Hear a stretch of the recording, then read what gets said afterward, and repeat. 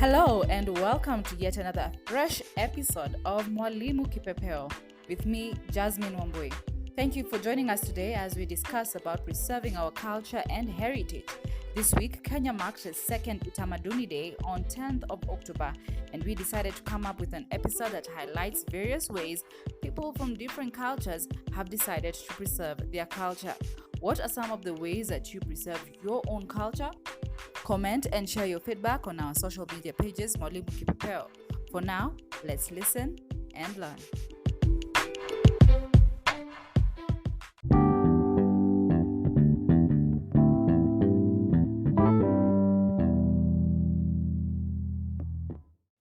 So this is what we have so far established. Utamaduni Day is a public holiday in Kenya, observed on October 10th each year. The day has been set aside to celebrate the country's rich cultural diversity and heritage. Previously, it was celebrated to honor Daniel Toroitich Arap Moi, who was the former president of Kenya. Until 2020, this holiday was called Moi Day. It was renamed as Huduma Day and then Utamaduni Day in December 2020. So this year, there was a little confusion, and it was not clear if we were celebrating Utamaduni Day or Huduma Day. But I think the confusion was finally settled. So it is Utamaduni Day. So I set out to look for my high school friend Kanyi, who I believe has done a lot, together with her family, to preserve the Kikuyu culture in various ways. Coincidentally, she was just about to launch her Kikuyu books on that particular weekend. So I had to wait out this interview until the launch was over. But I realized that God is so gracious, because it all turned out to be the perfect timing for this episode. Quick interesting history about Kanye and I is that we both participated in our high school beauty pageant, and she won. She was Miss Uthiru, and I followed closely as the first runner-up. Hello, Kanye. I am excited to host you as my friend and my former classmate, as we get to know all the amazing things you're doing to preserve your culture. But first and foremost, say hi to our listeners and just briefly introduce yourself to the audience.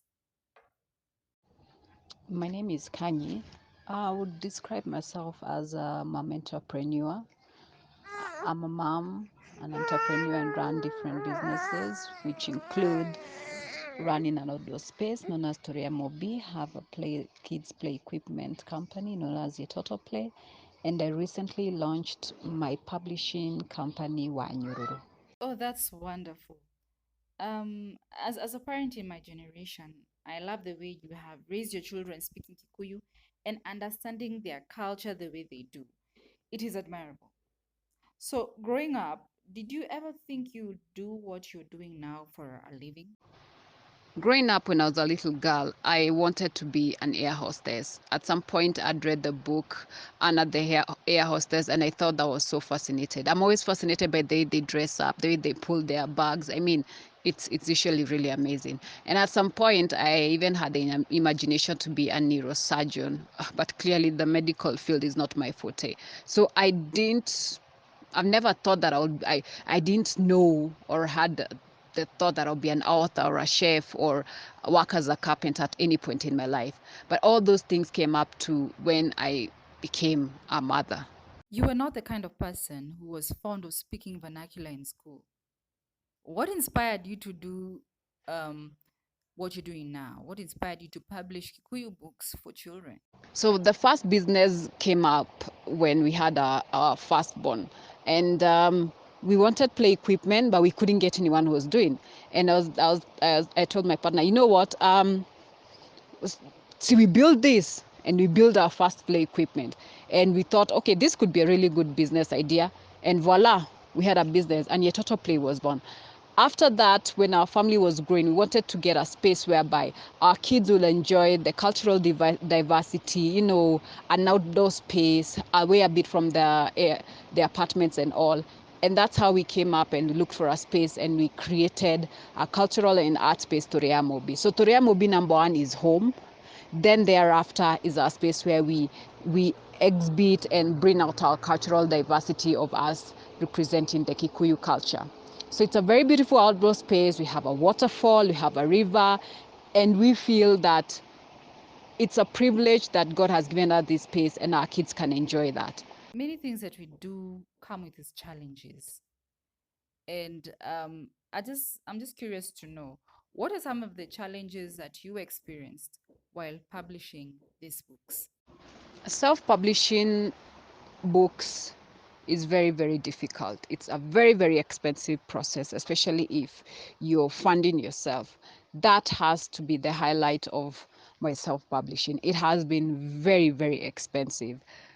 The process of writing, getting an illustrator, printing, editing, it's a whole lot of work.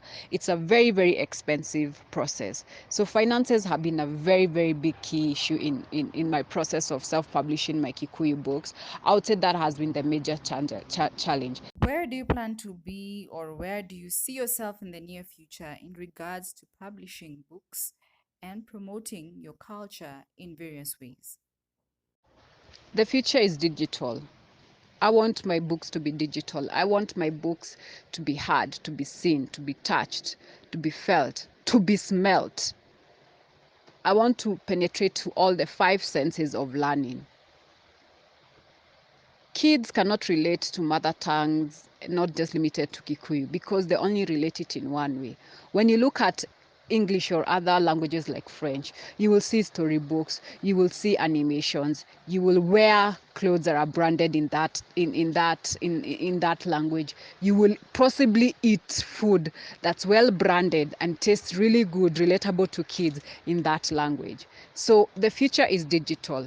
I'm planning to take all my books to the next level and to be able to present the beauty of it, the beauty of mother tongue in the five senses. Where can people find you and your books and everything that you do and experience this life that you have? Where can people find you? My books are available online at wanyoro.dpo stores. There you can make my books and purchase from there. You can also get my books on Facebook, Instagram, Wanyoro. Also, if you come to our space at Uriamobi, we have a reading space, very peaceful, very, very, very nice places for you just to come chill and enjoy not only my books, but other books. We have a small, tiny library at our space where you can come and enjoy our books. I am looking forward to visiting Mobi next week. So I am so excited. I can't wait to see what you have there for us. Finally, Kani, what is your parting shot to our listeners today? Let's embrace our culture. Let's embrace our mother tongues. There's nothing as beautiful as loving self first. Kanye's books are also available in music form on www.kwamerigi.co.ke. Please check out that website for great Kikuyu music done by her husband, Kwame Rigi.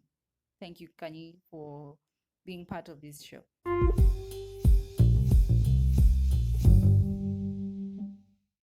A couple of years back during my journalism career, I did some research and discovered a tribe in Kenya that was on the verge of extinction. I packed my bags and went to Doldol near Mukogodo Forest in search of the Yaku community. I have since made friends there and visited again just to see how far they have gone in their quest to preserve their culture. Juliana Kageni, a descendant of the Yaku community, has made efforts to ensure the language and culture is revived. Hi, Juliana. Tell us more about what you're doing to preserve the Yaku culture. Hello, I'm Juliana Kagene Loshiro from Kogodo, from a small community known as Yaku. The Yaku people are the minority group who lives in Kogodo Forest, and this is what we do to preserve our culture. For now, we have started reviving our language, which will help us to revive the culture. And we have started a program that will help us to preserve the culture. And this program is living 7 days as a Yaku.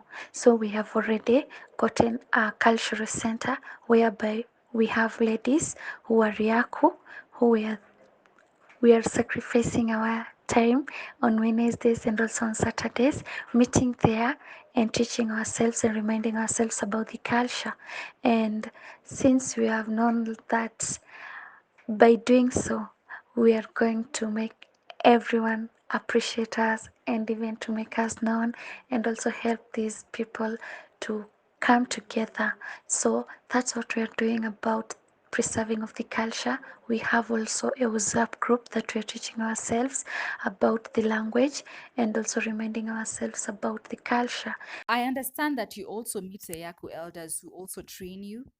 How often do you meet and how effective is it? We always meet on every Friday of the week.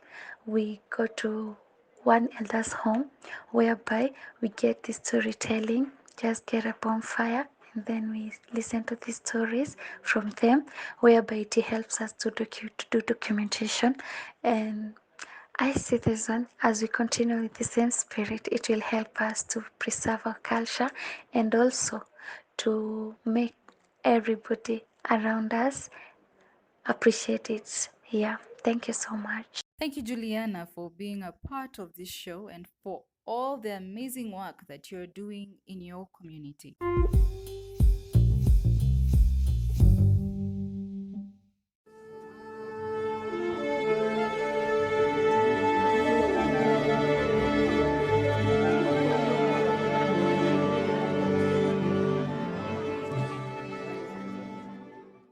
On October 15th, 2018, Sarah Chebet Kiach was crowned Miss Tourism Kenya 2018. Sarah from West Pokot County was at the time a third-year student studying biostatistics in JKUAT. She beat 40 other contestants to clinch the title. In the same year, she was also crowned Miss Tourism Metropolitan International. Since then, she has been planting trees and promoting girl child education in her community. Now you know.